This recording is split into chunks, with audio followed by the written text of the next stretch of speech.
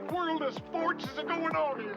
5, 4, 3, 2, 1. When you look at Kelvin Benjamin, guys, he's 6'5", he's 245 pounds. He's probably a Popeye's biscuit away from being a tight end. It's not the Dallas Cowboys, but it's a start. You love this. Whoop, and then whoop, and then whoop. Oh, the Denver Broncos. Now stay tuned for 6 hours of exciting football action. Bears trying to cross midfield. That's right. We just had the divisional playoffs, conference championships this weekend. Adam and I are going to break it down for you. Sit back, relax, and enjoy. Hit it.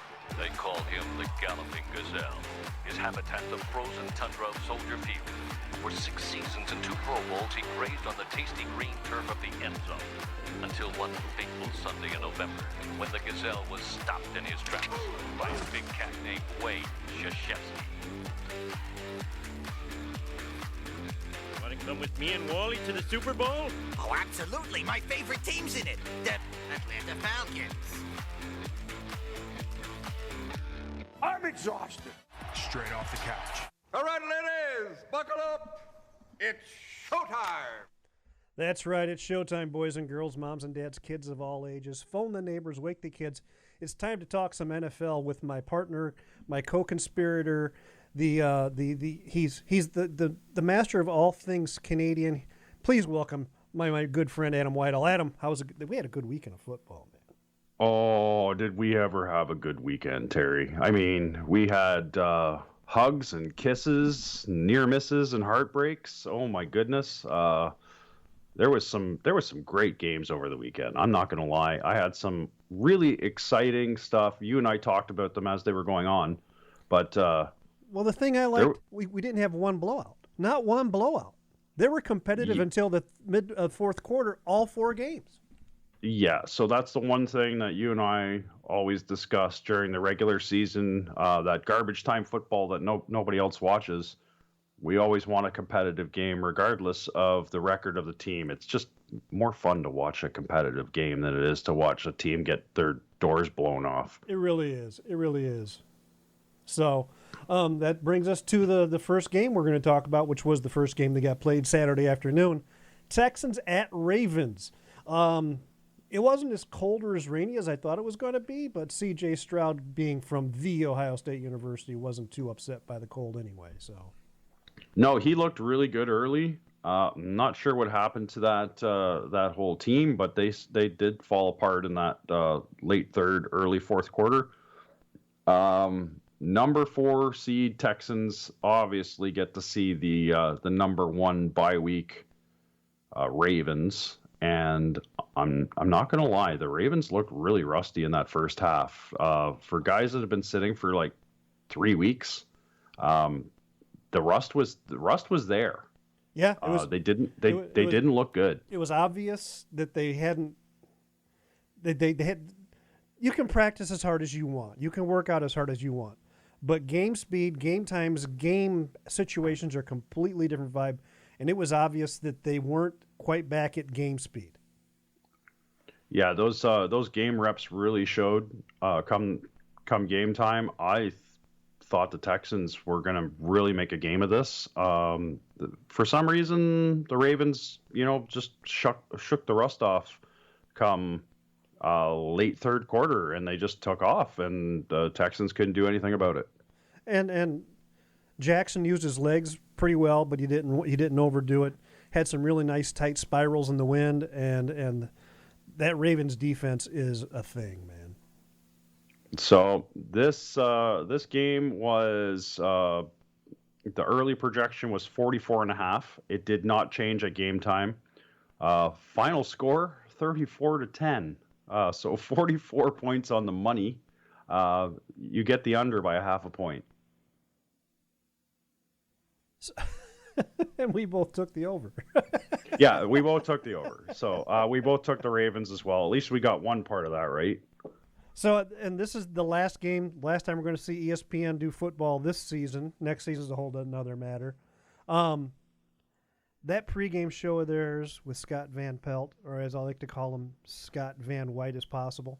Oh my God, he's bleached. You get him in the right light. He's translucent, man. Yeah. And he's apparently the only talent they have. He's very often alone by himself, and it's really weird to see no panel. And I'm not taking away from he's obviously a qualified professional. Personally, I find him to be I think dry white toast is slightly more moist than Scott Van Pelt. That's just me, though. He actually excels really well when they do give him a panel of 3-4 guys. He's a good director. He's a good director, yeah. He basically plays the moderator part, and he does a very good job. But when he's on his own, which is very often, which I like, ESPN, up your funding or something. That's just it. They're in financial trouble, so that's why they cleaned house last year. That's why Booger was relegated, and they got rid of Susie Colbert because her contract was one of the higher dollar contracts on their books, and that's what big businesses do when they're hurting, is they cut overhead, and that's what's going on with ESPN. But you still had Troy and Joe, and they're still the creme de la creme when it comes to game calling. They are ranked the number one by the fans as the best commentator duo. Yeah, you can't beat them. They're so consistent and they're so reliable. And Troy only mentioned knowing Emmett Smith once or twice this game, so that wasn't too bad. Yeah, I didn't hear him drop Emmett's name too much. I had some bathroom breaks and stuff in between. I didn't take this game super seriously because it was a big stalemate second quarter. Like, there wasn't a lot of action. Nope.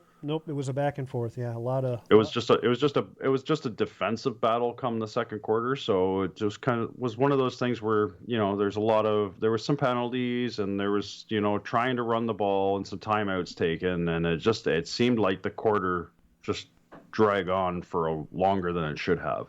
Yeah, it did. But that's football. So how did we do on our props? All right, so the props that I threw out on our last episode, Rookie of the Year, C.J. Stroud. How many mentions is it going to get? 3.5 is what I said. 1 mention. Oh, that's a little disappointing for me and C.J. League MVP Lamar mentions. I had it marked at 3.5. We hit 3. Oh, I'm telling you, Adam, they're listening to the show. We're hitting unders like crazy. They're listening to the show. They're going, "Hey, Adam and Terry are taking the overs. We got to go under." They're working it on purpose now. The next one I got is, I said a Ravens fan would be dressed up as a bird. We got one. We did have one. We got one. It was actually like a crow's head. So I guess a raven and a crow are the same thing, but it didn't have a. It was very smooth, and then they had a cape on, so it wasn't like full bird with wings. But I guess we could take it. Depends on what you're doing with your friends and what kind of drinking game you're having. You could say it's a bird. You could say it didn't. Depending on what I said last week. You could say it's a wrestler too, because we had the wrestler. Yeah, you could. So that Texans fan dressed as a wrestler was the next one. I did not see one. No, I didn't. I tried, guys. I looked really hard. I didn't either, but there wasn't. I don't think there was a lot of Texans fans in the house. I don't think a lot of. No, it was very Baltimore centric. Yeah. I don't think Texans fans travel like Bills Mafia, or the Buccaneers fans. Those guys, they travel well, Yeah, Bucks fans like to travel too, which I think is crazy since everywhere else is almost always colder than Tampa Bay. Yeah, but I don't think anybody. I can't say anybody. Nobody's from Tampa Bay. They're all transplants. That's what I think. They're all transplants. Yeah, they want to. Yeah. We got to go back to Detroit, man, because that's where we're from. That happens a lot, I think. So, do we have any other props? That was it on the props for Texans Ravens. Which brings us to cram it up your cram hole, LaFleur. That's right. The Niners and the Packers. Packers in San Francisco, and too late, LaFleur. That's right. It was just too late. LaFleur couldn't get it done.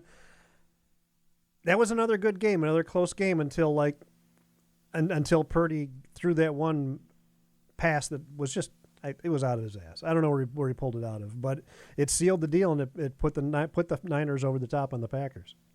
He did not look good for the majority of that game. Packers had complete control of that game, and I thought they may pull the upset off. I thought they were going to for about 2.5. And I'm not a Packers fan. I'm not a Niners fan. You and I have talked about the Niners all season and saying that between them and Baltimore, those were the two most complete teams that we'd seen. Come around week 6, I think we started kind of looking at projections. We talked about Philly a lot. My argument on Philly was I didn't think their game was that great, even though they had a great record. They were getting lucky a lot to win games, but the Ravens and the 49ers both look like well-rounded, competitive Super Bowl caliber teams. The big difference with me, the Niners had that stretch where they struggled. What was it, 3 games? I think it was. The Ravens. Yeah, they had a majority of their starters out too. They had Ayuk was out, Debo was out, and I think CMC was down a couple of games. Yeah, right. And so they had 3 games where they had like their big names that actually produced points were out, and they lost to some. I think they lost to the Broncos. I think they lost to the Browns. I can't remember who all they lost to, but yeah. They had a rough go for about 3 games until they got their starters back, and then back to full complete team again. And McCaffrey didn't look very sharp Saturday. Yeah, I think the Packers defense, we underestimated them. Well, I didn't. Well, you get to see them twice a year, right? Twice a year, yeah. They're young, they're aggressive, and their defensive line is deceptive. It's not one that gets a lot of constant penetration. You're not seeing a lot of pressures, but they're not getting people out a lot of room to breathe either. Their offensive look every time. You can't tell if it's pass or run. They're in the same formation almost every time. Well, when you got Aaron Jones, why? Yeah, it's crazy. And I mean, that guy, wow, has he ever... Yeah, averaging like 6.5 yards a carry for the season. For the season. Yeah. If he stays healthy, he's going to be a superstar for years. Yeah, and he's solid in pass pro too. When they do drop back to pass and he stays in to protect, not a lot of people get by him. You don't see... Guy's a little tank. Yeah, he is. I hate to say it. Cram it up your cram hole, LaFleur. You know. So what do we do with the props on that one? Adam's got a little bit of a chest thing, boys and girls. So if he sounds rough, so don't mind me, guys. I keep muting my mic because I got a little bit of a chest man cold thing going. That's happened ever since after we recorded our last show, believe it or not. So maybe this is the medication that I needed to get back on the mic. Well, the last one was a long one, so maybe that was the problem. We went too long, and now you're catching up from it. I thought maybe it was just being on the mic too long. Throat was sore, but no, it caught up like hard. So props on this one. Joe Montana mentions. I said 3.5. They are in San Francisco. We only got one mention. We did have one. I didn't think we had any. That was a little surprise. Yeah, we got one. And it was kind of like a non-said Joe Montana mention. They're just like some other guy, and they showed a graphic of Joe Montana, and I was like, oh. Can I really count that? Yeah, so I put it in as one in case anybody was actually keeping track and had their own little, side bet thing going on with their friends, right? Yeah, they have their straight off the couch flow charts to sit next to them, as all loyal listeners do, Adam. They have their straight off the couch flow charts. They're just sitting there marking down graphs saying, oh, Adam was right 90% of the time, or he was wrong 100% of the time. Sure. Or whatever. They're marking all those things on a flow chart. The lovers want you to be right, and the haters want you to be wrong. That's just the way of life, sir. All right. So I also said that Green Bay would be mentioned as the youngest team. I had that for 4.5. It was 6. It went for 6. I was going to say, I feel like they said that a lot because I hear that a lot every time Green Bay plays.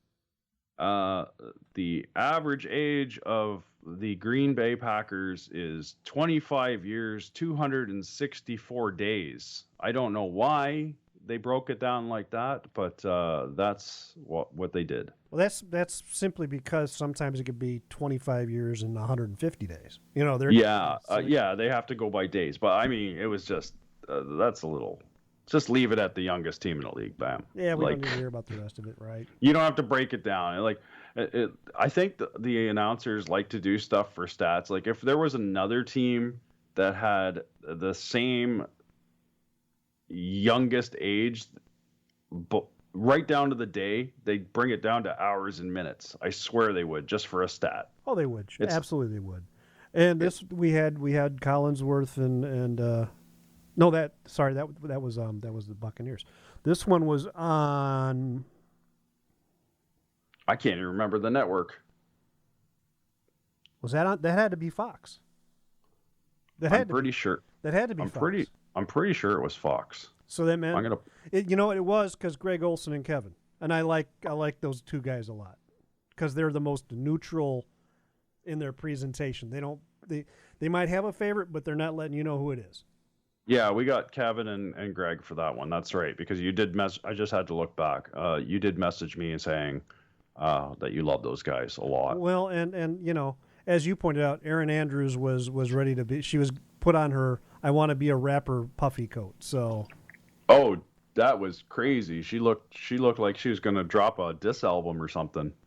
All right. Any minute now. Yeah, like she just like wardrobe changes like crazy.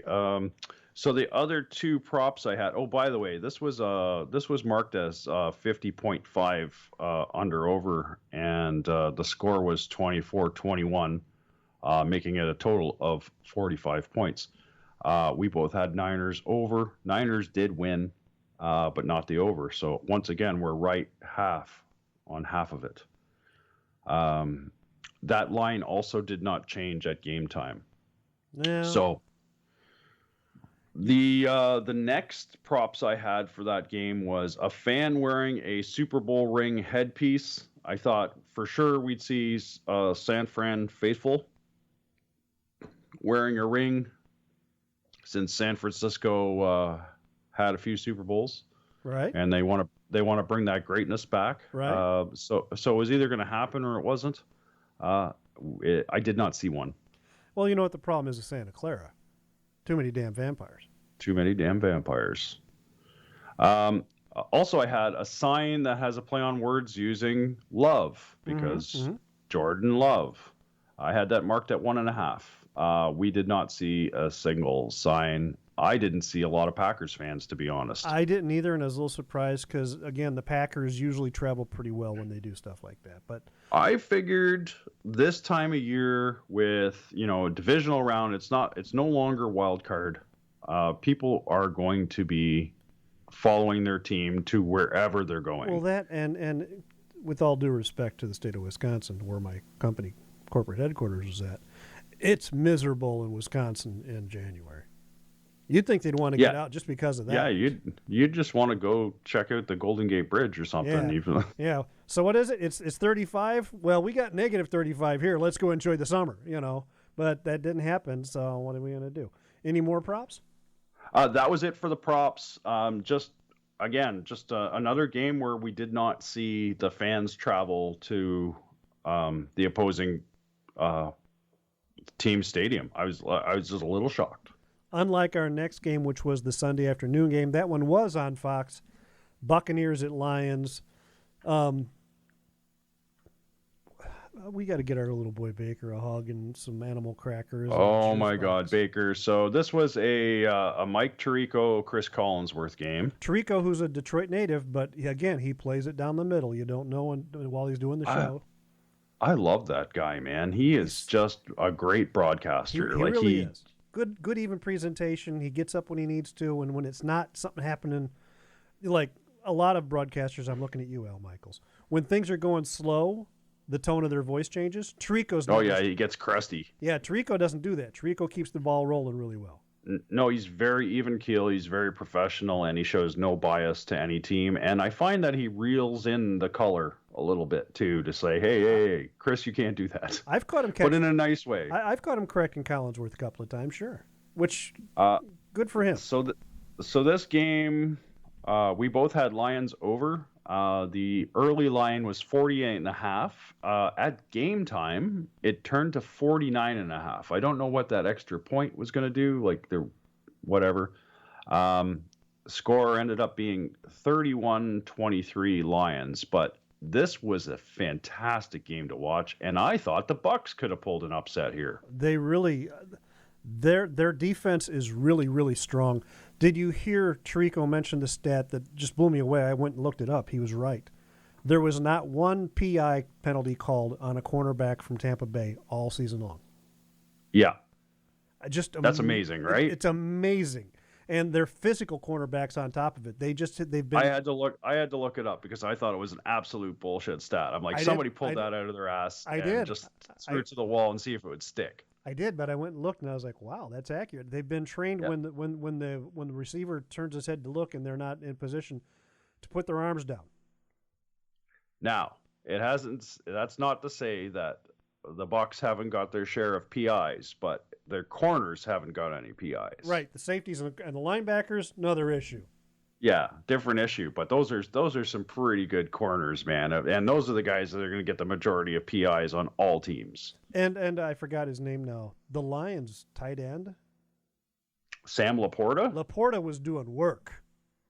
Sam Laporta, how can you forget that name? Yeah, Laporta, he was doing work. He was every time Goff needed an outlet, Laporta was there, and he'd pick up 5 or 6 after catching it. He's the real deal, man.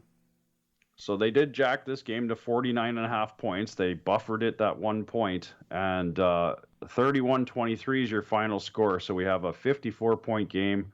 You and I both took Lions over. We win. What do we win? I don't know. Bragging rights, I guess. But yeah, Lions over. We got that one right. And what did we have going on for prop bets? So this one kind of breaks my heart because I thought I had some great prop bets. M&M sightings. I figured 4.5. I think I don't think M was in the building. I think Marshall stayed home that week. Yeah, Shady was somewhere else that weekend, so I didn't see M&M once. I don't know if he was there or not. Likely not there. And even if he was there, he's kind of humble when he's out in public. Like he's kind of hoodied up, and he's not. He doesn't even. I don't even think he shaves or anything to go out in public. He just kind of just shows up, and he's just like, yeah, whatever, I'm here. His entourage isn't really big and flashy either. No, not like it used to be. Yeah, so maybe he could be mellowing in his old age.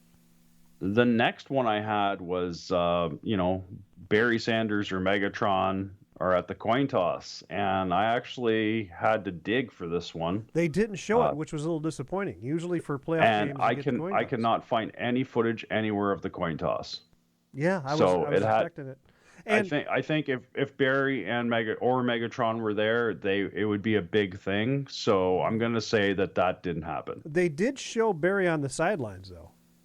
I know Barry will go to every game now that he's welcome back in Detroit after his walking away from and retiring. There was a big debacle there, and if you're looking for something to watch on, I believe it's Amazon Prime. Yes. Bye Bye Barry.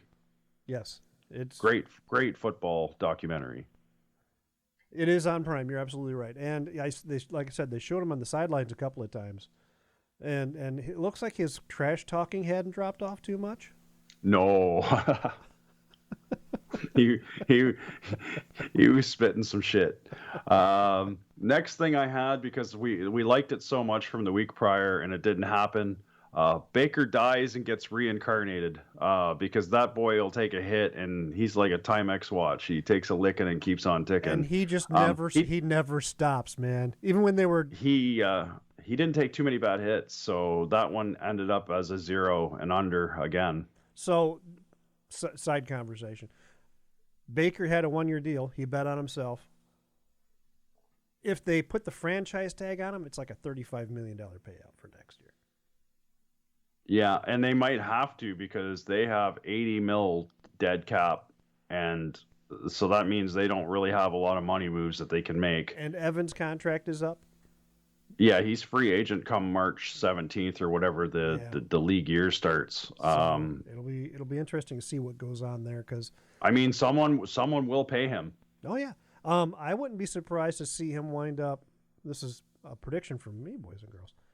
I can see him going to Buffalo and Buffalo saying goodbye to their number one receiver because he doesn't look happy at all. Oh, Diggs? Diggs, yeah. I can see them Buffalo letting Diggs go and giving Evans a contract. Well, Diggs is kind of an interesting guy. If he's not getting the ball, he lets them know. Yeah, and then during the off season, it seems to be a lot of drama around him. And I like to see a guy that just goes and balls out, and we can leave all the little kid high school shit at home. Just go to work, man. That's all. Just go to work. Just go to work, catch the ball. So last prop I had on that one was Pirates in the crowd. 4.5 Pirates in the crowd is what I wanted to see. Arr. There was 2. Arr. They need to parlay some more Pirates there, matey. Yeah, we had 2 Buccaneers in the crowd, so that one went under. Everything went under on the Bucks-Lions game for props. So if you're following along, the unders are winning right now. This week. Where does Tampa Bay keep their Buccaneers? Under their Buccan helmet. And that brings us to Chiefs at Bills. The game I think everybody in America was waiting to see. And it just had some of the worst camera work I've ever seen in my life. It wasn't the camera. Oh my God! It wasn't the camera work was bad. It was the director he was cutting so much to try and get as much in there as possible, and it was the entire broadcast was awful. In my opinion. It was on CBS. So that means Romo and Nance. I've had my fill of Romo. I'm good. I don't need to hear any more Romo. I thought I was on some sort of hallucinogenic or some sort of speed or something where I was just ramped up because the camera angles were flashing fast while the commentators were talking about something else. It felt like giant non sequitur. It felt like one giant non sequitur. Yeah. Yeah, and the action the camera didn't follow the action on the field very well, and the quarters were disappearing like crazy, and I was just like, what happened? I think we missed plays. I literally think that the camera did not catch plays. They were trying so hard to capture the vibe and the pomp and circumstance of the game that they missed part of the game is what I think happened. Yeah, so that was by far the worst broadcast I had seen this year. Well, when you I shouldn't say this year because there's been some bad ones in the regular season with like tier C and D commentators, right. This one was for a primetime game. This was by far the worst that I've seen in a long time. Yeah, usually get that kind of production work when it's the highly functioning Kenny Albert. Not when it's Nance and Romo. But then again, you had a shirtless Kelsey, and they had to pay attention to that. Yeah. I think a lot of the Taylor Swift, and then Jason Kelsey gets, basically retires the week previously. If you missed that on our previous episode, we talk about Jason Kelsey and the Philadelphia Eagles ending their season, and Kelsey speaking to his teammates in the locker room after the game saying that he was going to retire. We have not seen an official announcement or statement from him yet, actually. Maybe, and this is only because they do the podcast together so much, Travis has hinted at retiring too. Maybe they're going to do it at the same time. They're just going to arm in arm walk off into the sunset together sort of deal. Yeah, if Travis gets another Super Bowl ring, I can see it happening. Travis is a great player, but he's definitely lost a step this year. And just the wear and tear, and I can see them both going, that's it, we're done at the same time. Wouldn't surprise me a lot. Then Travis can go follow his girlfriend, who Tony Romo refuses to call by name, on tour. That is so great, though. There's an interested fan. Every time they had the camera on her, he would figure out a way to address what was on the screen and not use her name, except for the one time that he called her Travis's wife. Hey, look, there's an excited fan. She's jumping up and down. So this game was actually marked at 46 and a half, and it did not change at game time. We both had Bills over once again. We're half wrong. Well, we got the over right. Yeah, we were half wrong again. Chiefs win 27-24 in a game that was actually pretty entertaining, but the Bills probably should have had. Well, I sent you the article midweek after we recorded the show when the NFL announced who was going to be officiating all those games, and it was Sean Hockley. Interesting side note: Hockley, every time he calls a Kansas City game, they're 8. Now they're 9-2 when he calls a game, and they've won every game he's officiated in the in playoffs.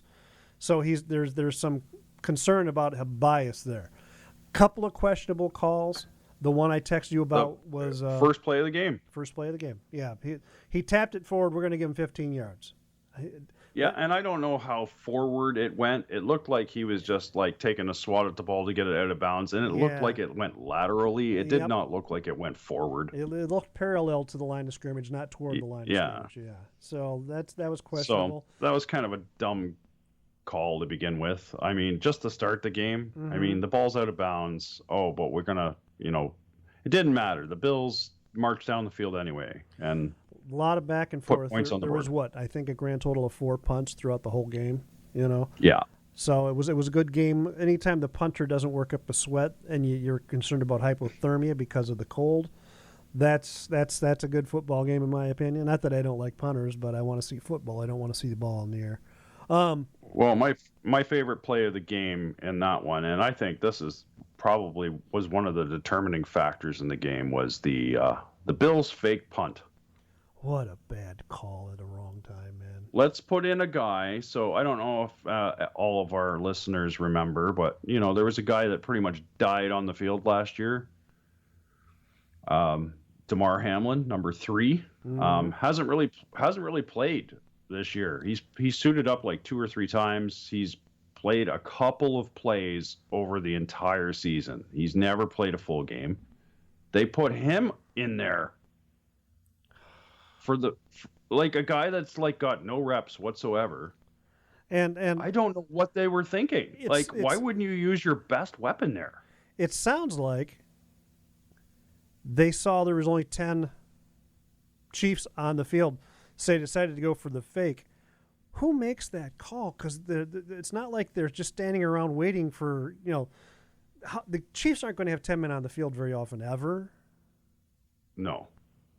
So there's one guy short. Change that play, or did somebody at the line make the call, or was it in the huddle? I don't know, but that was the logic I heard after the game, was they only saw 10 Kansas City Chiefs on the field. They decided to try for the fake, and it wasn't a good design. It wasn't well executed, and it was just, there was nothing good about it. No, and it was in the wrong part of the field to try a fake. And there was nothing good about it. No. If you're gonna do the fake, just go ahead and run a normal play and put it in Josh Allen's hands or his feet. Yeah, let the tank go to work, Yeah. I swear that guy's going to come up like career-ending injury the way he runs sometimes, but it never happens. Well, when you're that big, and he gives out as much punishment as he takes. So that brings us to the props. How do we do on props? All right, so we had T Swifty sightings. I put a line on that of 6.5 because we were, she wasn't in her preferred Chiefs booth, so I didn't know how the Bills were going to accommodate them. So I said 6.5. We saw her 6 times. I'm telling you, the league is listening to us, dude. I also mentioned that Romo was going to refuse to acknowledge Taylor. I had that as a 0.5, so it was either going to happen or not happen. It actually happened twice. Yeah. Which made me laugh so hard, and it continues to make me laugh every time he does it. I had background roll of chicken wings 3.5 times. I did not see any chicken wings. That's really disappointing because some wings go down good when you're watching playoff football on a Sunday night, man. I mean, Buffalo wings, man. Like it just kind of goes hand in hand. You're in Buffalo. You're in Buffalo. Yeah. You're in Buffalo, and they didn't show any wings. They didn't show any tailgaters making wings. They didn't show any wings being made in local like bistros or restaurants. That's like if you're in Chicago. Nothing. That's like being in Chicago and not showing the pizza joints. Yeah, I mean they always show it, right? Or Kansas City and no barbecue. You know, what are you doing? We didn't see any crazy Buffalo stuff that you'd expect to see in Buffalo. Like I don't recall seeing during the broadcast any Bills fans going through tables. Right. Give us the B-roll of the parking lot. They didn't show us any of that. I don't understand what was going on. And then finally, my last prop bet on this game was I had this from my buddy Tyler. He was about the shirtless Buffalo fans with the temperature coming up a couple degrees from the week previously. And he figured a group of 4 or 5 dudes would be shirtless and have like Bills painted on their bellies, right? Like BILLS. Right. So I thought that was fair. I had that at 6.5. Total number of shirtless Buffalo fans, 0. Well, unless who was shirtless? Travis Kelce. Or not Jason Travis Kelce. Yeah. Or Jason Kelce. Sorry, not Travis Kelce. Let's not mix up the brothers. Yeah. And did you see, I read this today on Sports Illustrated. Their mom was yelling at him to come back in. Oh, yeah. So they actually have video of Jason in the parking lot. It's all across almost everything. No, this is when they're in the booth. He sees a couple of, like, I'm going to say 9, 10, 11-year-old girls. And they're holding "We Love You" Taylor signs. He climbed through the window, went and got these girls, and picked them up to show Taylor that these little girls were holding signs that said "We love Taylor." The guy's an animal. I mean, he's a big teddy bear of a man, but I mean, he's an animal. He was in the parking lot before the game with Bills fans doing shots out of bowling balls. They were filling the holes of bowling balls with alcohol, and he was doing shots out of the holes. Well, it's Buffalo. What else are you going to do, man? Shovel snow and but do he was shots with, out of but bowling like balls. he was with. I don't know what his thoughts were. Like, yeah, fuck my brother's not getting a fucking another Super Bowl. I hope Buffalo takes this shit. I don't know what. Anyway, they actually are really good together. The two brothers. They do have an awesome podcast called New Heights. If you've never heard of it, I don't know who on this planet hasn't heard of it at this point. It's a great podcast, by the way. Yeah, I can see them circling back. I can see them retiring together, and they might have a media contract already waiting for them. I mean, Al Michael did bring Jason up into the booth that one Thursday night that he was bored to death because the game sucked. And he was like, Jason, you're on bye week this week. Do you want to hang out in the booth for 30 minutes? Because I got nothing to talk about. Yeah, no, that was the Bears game, and Al doesn't like the Bears. So, you know. It wasn't a good game, though, either. No, it wasn't. But the Bears won, so I was okay with it, you know. Yeah, I mean, you're going to be happy. A win's a win. Right. So any other props, or was that all of them? That was all the props for the Chiefs Bills, and then a lot of heartbreak for Bills fans this morning or last night and carrying into this morning. I wonder how many Bills fans just could not go into work today.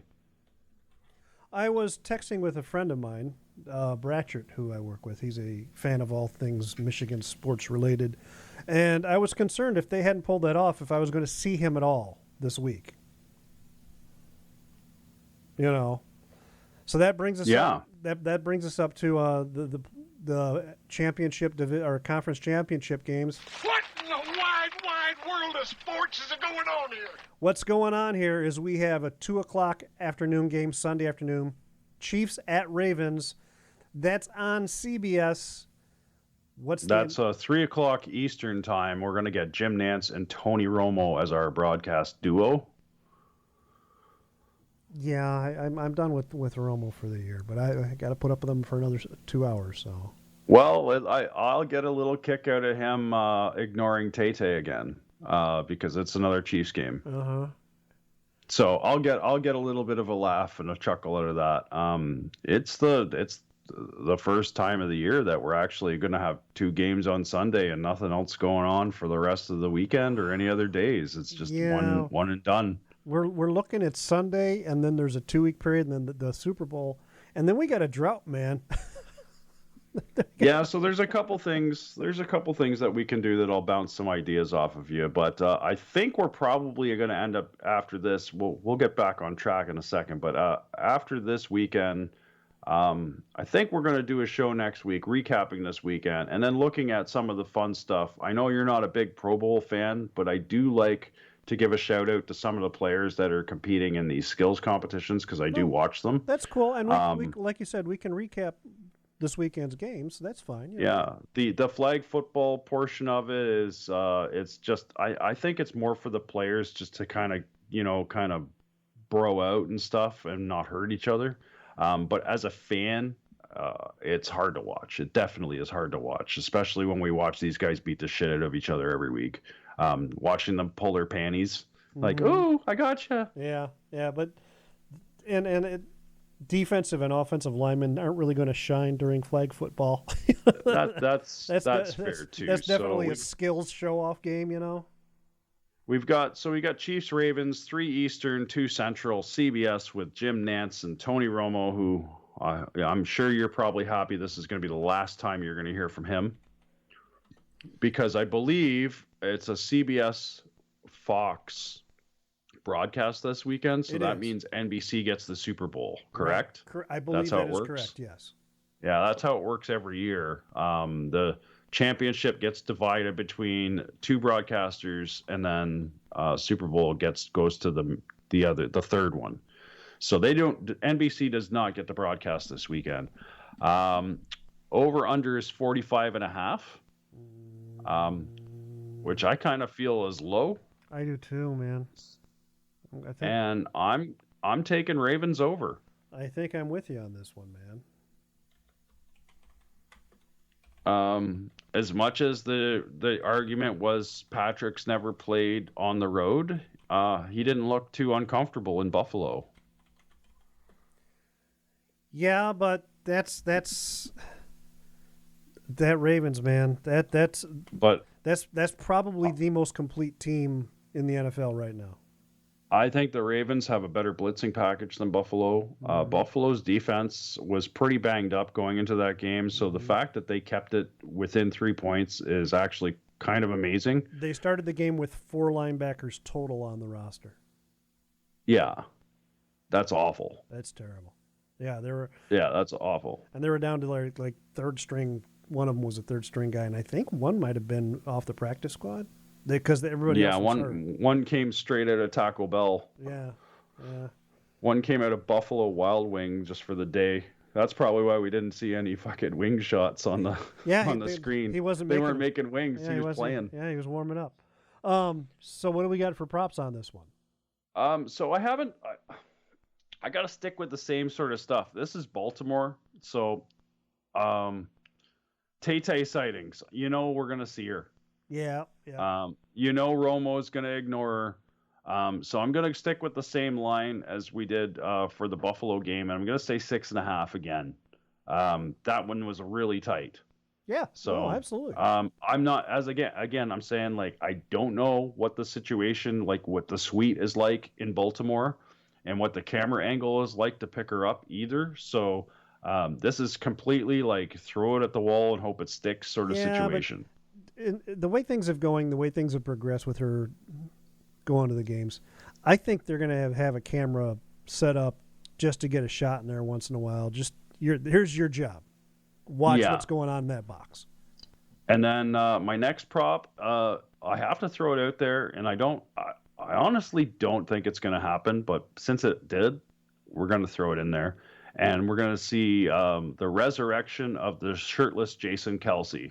It either happens or it doesn't. I think he may have taken some shit for going a little too crazy, and a lot of it was probably alcohol fueled from being in the parking lot with Bills fans earlier. Well, he was getting yelled at by his wife and his mom. I've seen highlights of both of them, with the fingers shaking and the chastising. Yeah, so I think he's going to be a good boy, and especially like he could cut loose too. So there was a situation there where he didn't have to stay in peak physical condition, let his hair down. He could wake up first. Yeah, he could let his hair down, wake up with a hangover. There was really no repercussions for him with the Eagles. So I don't think it's going to happen again, but I gotta throw it out there because it already happened. There's been a precedent set, sure.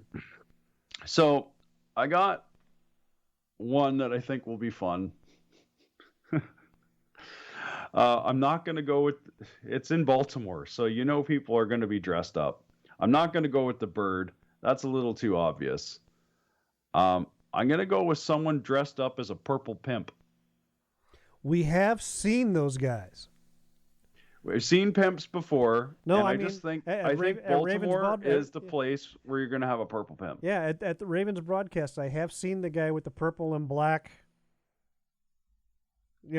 The Huggy Bear look, I would like to call it. The Huggy Bear look, exactly. Yeah. So, and then I'm going to throw one more out there that I haven't even written down, but I'll write it down after this episode. The purple and black fly guy. Oh, nice. Nice. Fly guy. That'd be a good one. I'm going to throw it out there because I don't know why I'm thinking this, because it has nothing to do with either team. Someone in the crowd will be dressed up as a gorilla. I don't know why I'm thinking this. Because it's the last. They're not going to go out to Vegas to see the big game. So even if they win, so they're going to shoot their load this weekend. All that stuff they've been sitting on and saving up. It's going to be fixed this weekend. So yeah, I can totally see gorilla. That. Gorilla. That's what I got. I don't know why. I was sitting here talking to you, and I was just thinking to myself, gorilla. Why did that come to mind? Like somebody dressed up. I'm thinking like the look from Teen Wolf, only it's a gorilla instead of the wolf. There you go. The jersey and somebody with like a gorilla head on at least, and like a Ravens jersey. I think it's because Ravens are probably going to wear purple and black again, instead of purple and white.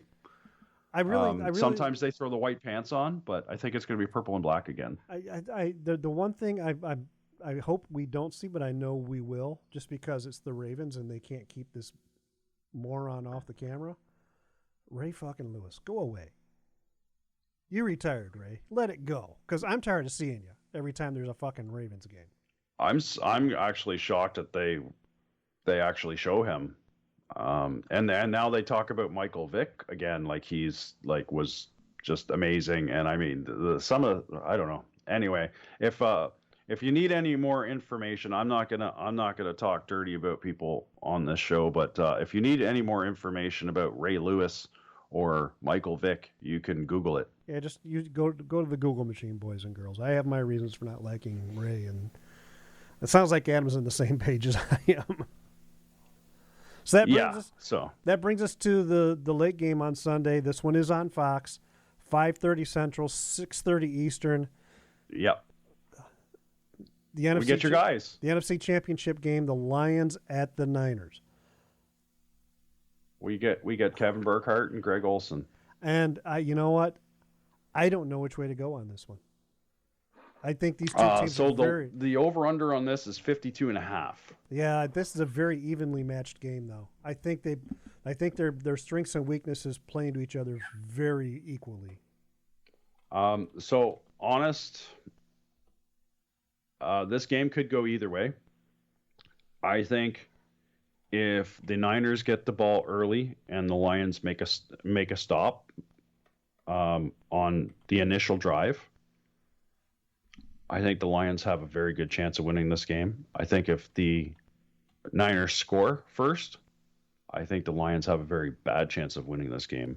So they were saying on the weekend that the Niners hadn't allowed rushing yards against them this year. 110 rush yards or something like that in a game. They'd Right. never seen that. Right. Nobody rushes the ball when you're behind. The 49ers always play ahead. Mm-hmm. So how can you run the ball when you're behind? So of course nobody else is rushed for that. Well, that's the way they're built. Get a lead and make that defense punish you. That's the way they're built. I think Dan Campbell is going to look at the tape from that Packers-Niners game, and he's got his own little game plan, but I think he's going to take away a lot of excellent points from that footage, and I think he's going to put a game together. I think Lions under. That's what I went with as well. Lions under. And I mean, it's a great story for Detroit. Hands up for Detroit. The 49ers, they've looked good for years, and, they probably deserve to go to a Super Bowl, but that Lions team being turned around in less than 3 years is remarkable. And that's one of the things they talked about during the broadcast. Management and ownership have done a remarkable job. There would have been a lot of other organizations that would have dropped Dan Campbell after that second season when they hadn't had a winning record yet. And Mrs. Ford came out and she says, "No, I'm staying the course," and it's paying dividends. Yeah, her name is what? Something Firestone Ford? No, she. I think it's like Limestone Ford, but I could be wrong. But yeah, I think it's Firestone Ford. Like, she screams Motor City with a name like that. yeah.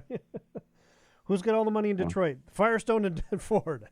And Ford, yeah. I think her last, she's Firestone. I can't remember her first name, but I think it's Firestone Ford she goes by. And I'm just like, oh my goodness. Nothing screams Motor City like that. Jeez. Call yourself Mary Lincoln Continental. Sheila Ford Hemp. Hemp, sorry. Yeah. She took over 3 years ago. So it was first thing she did was hire the GM that hired Dan Campbell. That was their first move officially as ownership. And I think staying the course is the right decision. I think a lot of owners are trying to they're trying to pivot for profit. It's not only that. This is a what have you done for me lately league. No, you got to build, and I'm going to tell you, what they've done in Detroit is impressive, and I feel bad for you, but I'm very excited to see that very competitive NFC North next year, when you've got Lions and apparently the Packers are a serious contender, and your Bears are looking great. They just got to put a couple extra pieces in there, and Minnesota's not going anywhere either. Well, they maybe have a quarterback issue. Who knows? They may. It depends what happens there, but. So, but yeah, Minnesota looks great if they can retain Jefferson, and they get Kurt back. I mean, Kurt looks really good in purple. He's a great. He was having the best year of his career until he had that Achilles. He's a great quarterback, and I enjoy watching him play. So it'll be fun to watch. So what's our prop bets for this one? So Lions, Niners, Montana, Rice coin toss. So I'm going to throw it back to last week's Lions, which I thought was going to happen, honorary captains. I think we're going to see Joe Montana and Jerry Rice at the coin toss. They did show Jerry briefly on camera Sunday. Yeah, he's always around. He's usually drinking wine or something in the stands when they pan to him. Why not? Having a good time. Why not? He's having a good time. Yeah. But I think we're gonna see Joey and Jerry do a coin toss. One or either both of them or one or the other. So that's yes or no. That's a 0.5. My second prop is a B-roll of the Golden Gate Bridge, 1.5 times. Yeah, I that one I'd almost do the over. Yeah, it depends. Sometimes they never show it at all. Mm-hmm. So, and I'm not sure. how Fox likes to do their broadcasting. They usually just show the stadium from the outside, and you don't see a lot of sights around it. Well, and it depends on the amount of vampire coverage going on, because you don't want Yeah, to, there's could be vampires. Santa Clara and the vampires. You just never know. I threw in an interesting one because, as I said, we don't know how this game is going to go, depending on if the Niners get a lead or not. If the Niners don't get a lead, this is what I'm going with. Disgruntled Niners fans, 4.5 times. We did see the Philadelphia disgruntled fans, so I'm bringing that one back. I'm going with disgruntled Niners fans because the chance of seeing disgruntled Niners fans is exponentially higher. And they did show quite a few of the Bills fans at the end of the game crying into their beers. So maybe that's not a bad call.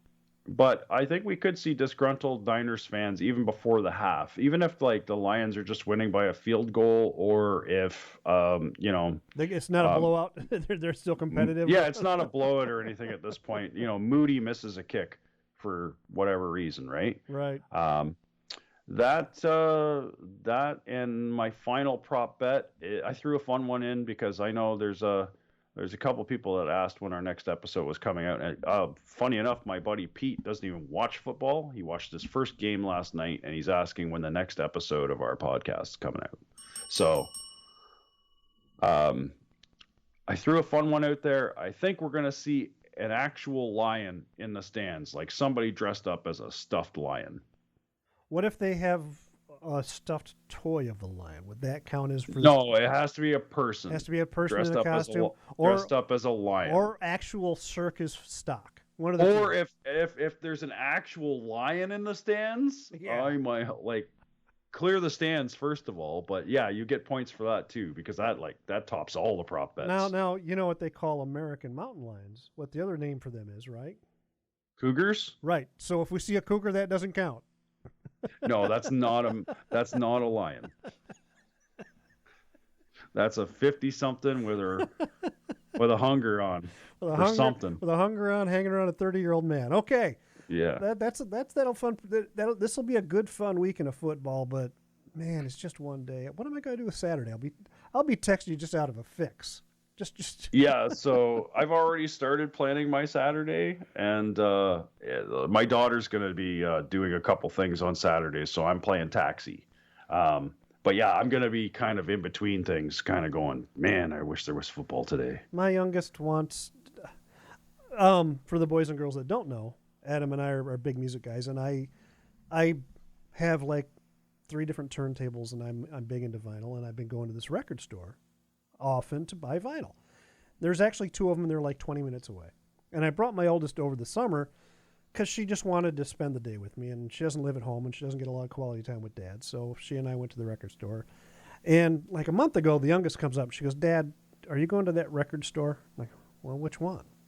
She goes, well, I want to go to the record store with you. She doesn't like vinyl. She's not big into music like me and the oldest, but she wants to go to the record store. So I might bring her to the record store Saturday. I don't know.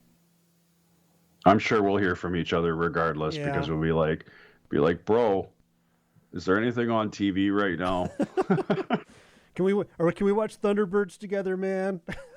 Yeah, putting on dodgeball just so that we get the cotton commentator. Commentating. Cotton McKnight.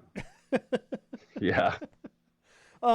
I did not get a text from Bratchert, so he will not be joining us, unfortunately. So, oh, that's fine. I mean, it would have been nice if we had a fan, I wouldn't say he was a Lions fan, right? Oh, big time Lions fan. That might have gone on a really long time because he's probably really excited. He texted me halfway through the third when Tampa had that little bit of a push and I think they scored 1. They were only down by 14. He texted me in the third and he goes, dude, we're going to blow this fucking lead.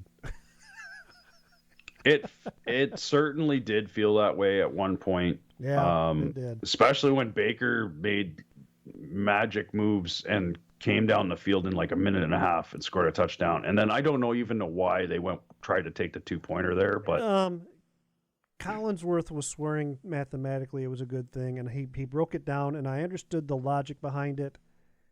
I do understand the logic behind it. If you go for 2 and make it, then you only have 6.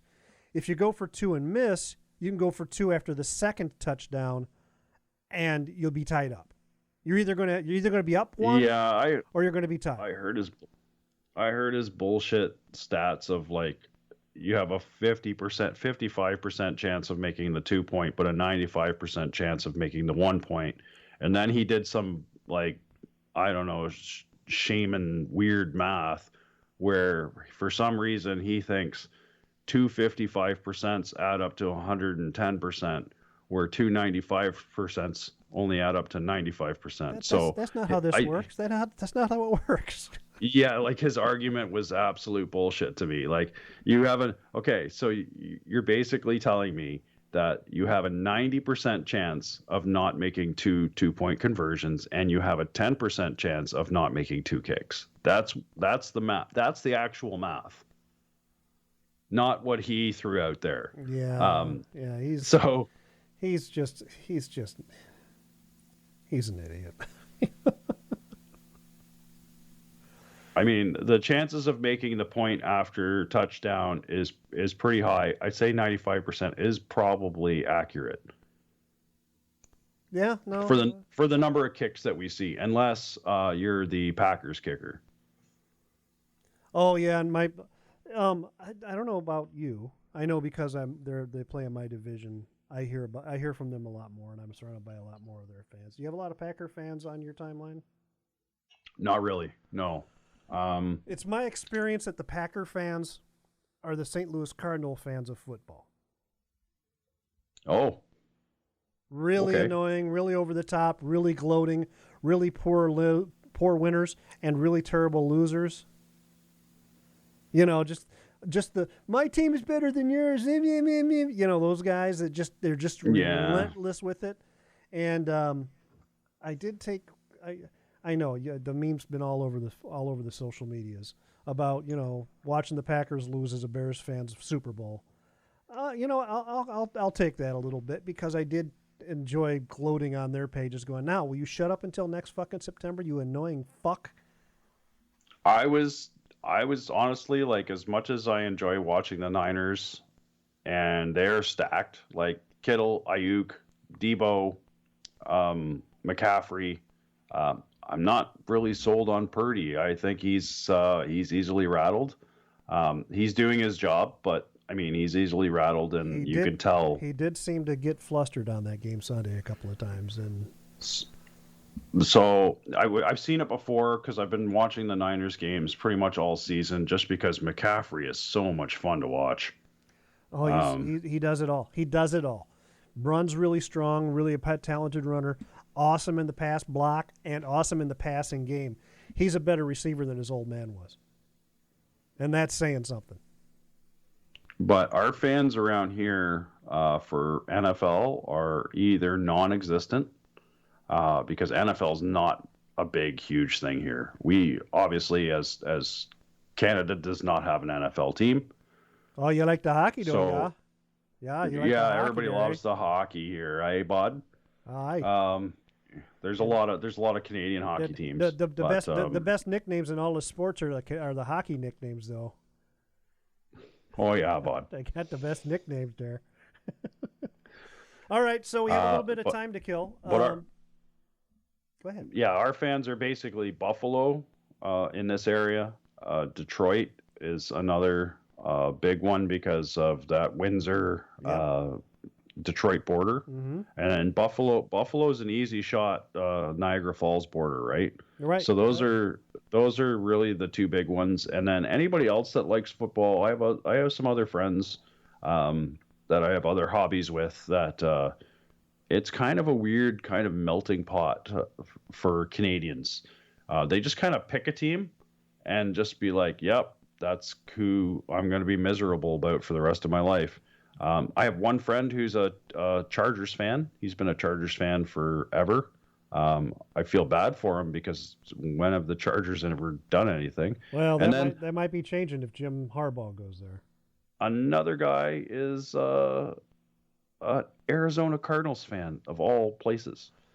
Well, maybe could that be? Well, no, he's probably not old enough because the Cardinals did play in Chicago for 20 or 30 years Yeah, before this. I don't think I don't even think he's old enough to know that history, to be honest. And then, of course, we do see a lot of Raiders fans because of the whole yeah. thug life, public enemy sort of, NWA vibe, right? No, but that's it for football fans. And maybe there was one year. This is 20 years ago. Danny Bonaducci had a radio show in Chicago. Knows nothing about sports. He bet the sports guy he could predict outcomes based totally on who he thought had the cooler helmets. maybe that's what your Canadian friends are basing their fandom on, is who has the cooler helmets. Because those Chargers helmets are pretty cool. The helmets are cool. I mean, they did have some good pieces back in the day. They had like LaDainian Tomlinson, sorry. Phillip Rivers. Phillip Rivers. Yeah, I mean, that guy's probably got like 2 baseball teams worth of kids at this point. Yeah, he can field a whole pro program. Yeah, matter of fact, I think they start spring training in Sarasota pretty soon. I bet. So we have a little bit of time to kill. Bill Belichick had his second interview with the Falcons. What do you think that interview went like? I'm sorry, guys. Like, fuck sakes. I don't like. Okay, Bill, can you tell us a time where you overcame adversity? Yeah, I was down 28-3 in the Super Bowl. Exactly. Yeah. So you guys were beating our asses 28-3 in a Super Bowl, and you lost. I think that that's like Pierce saying my resume's on the field. Like, Bill Belichick's resume is literally on the field. Well, I pictured the second interview not being very long. Bill walks in, he sits down, and they go, "Okay, Bill. So we've talked about it. Just in your mind, how do you see what kind of control do you want of the organization?" And Bill, being the wordsmith that he is, total. Yeah. And they go, "I don't know about that." And Bill going, "I'm on to Pittsburgh." Yeah, he said, "Yeah, I'm on to Cincinnati." Yeah, whatever. He's just into his next thing. Bill doesn't give up anything. He's just so terse, man. He really is.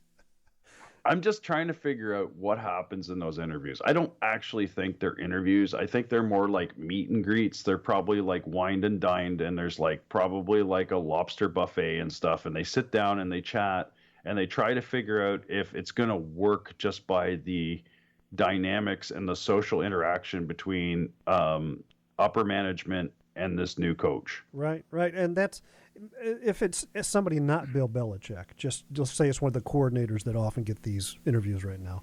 Those interviews can go on for 5 and 6 and 7 hours because they're really hammering the coaches about, made up situational things to see how they handle it and see how they handle the pressure. And they put them through their paces in a lot of areas. I've even heard of teams going so far as to have mock press conferences to see how these coordinators are going to handle being in front of a camera. So, but you're not going to do that with Belichick. You've got all that on film already. Yeah, and I mean, his resume's on the field. He's coached enough games that you know what he's all about and what he can do as a coach. So, I mean, anybody's better than what you had.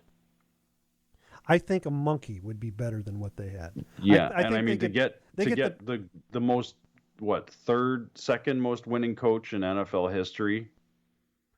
Yeah, you can get the trunk monkey to do better than Arthur Smith. So it was funny last week. It was Thursday. I'm obviously a big Patriots fan, as you know. Bill leaves, on Tuesday. Him and Robert Kraft have come to a mutual agreement that they're parting ways.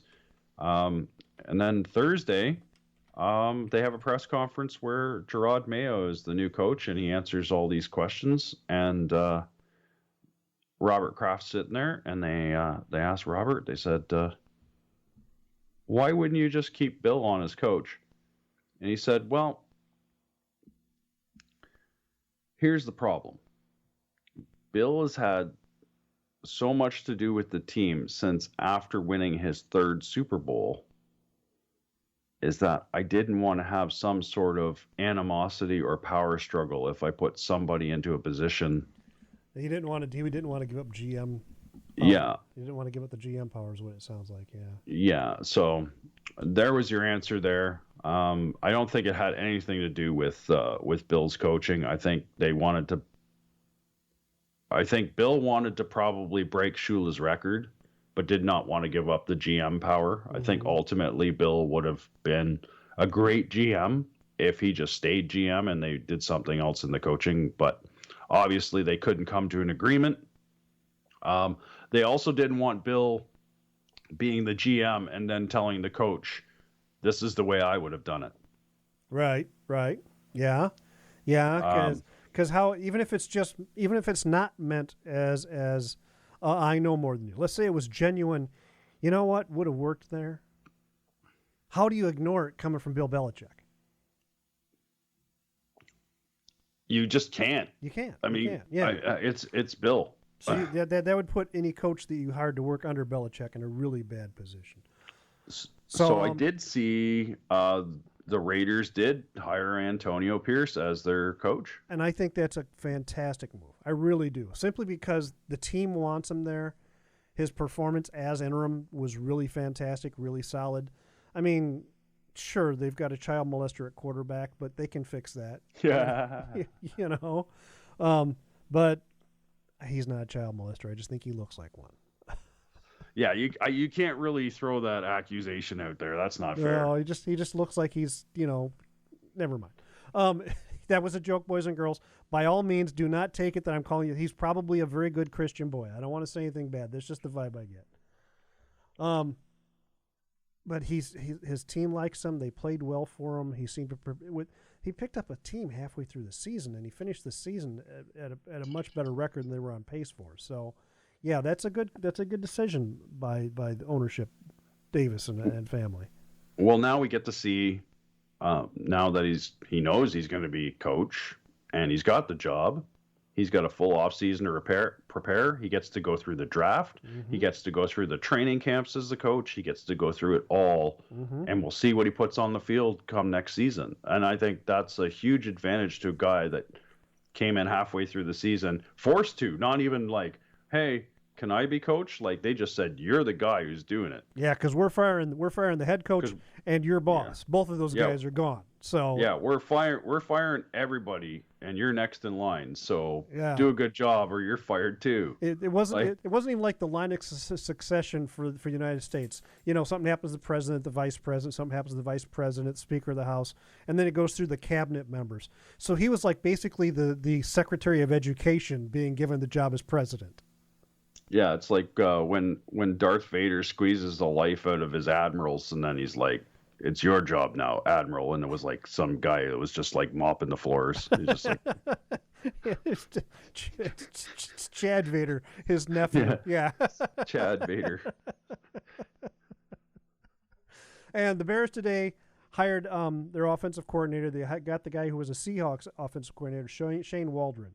Nice. That's a good pickup, actually. That's what I'm just going to get into a little bit. Is a lot of Bears fans are like, this guy didn't do anything with any. I'm sorry. Do you see what he did with Geno Smith? I like Geno. I do too, but that a lot of his success this year was coaching. Yeah, fair. I mean, I like Russell Wilson as well, and a lot of his unsuccess was coaching. Well, that could be said with both teams. So that makes me believe maybe there's something going on with Russell a little bit there. Anyway, well, we're not going to talk about Russ this episode. Otherwise, I think we're all squared away. Is there anything else you want to address here, sir? I don't think there's any big coaching moves that have been made yet. As I know, Belichick is sitting on the bench, sitting in the wings, waiting. I think we're probably going to see some pretty big decisions over maybe the next 2 weeks because we're going to have that dead spot. Right. And a lot of teams are going to take advantage of that lull in the news coverage. I know the Lions coordinators and a couple other San Francisco coordinators are going for interviews during the bye week. So it's going to be a fun watch. Make sure you tune in next week, boys and girls, as we break down the championships for different conferences, leading up to, of course, the week off and then the Super Bowl. For my partner in crime, the affable and effervescent Adam Weidel. Adam, had a lot of fun, buddy. Yeah, I'm always having fun, man. If you guys want to hit me up, I'd like to have fun with you guys too. Get you on the show, maybe. Just hit me up at on X, Adam Off the Couch, or you could check us out on the Book of Faces. We've got Straight Off the Couch right there. You can find us, and we're available on all your favorite podcast platforms. To get a hold of me, you go to Twitter at X. You got to call it X now. At TREMUP. That's at TREMUP on Twitter. Boys and girls, be safe. God bless. Bye-bye, everybody.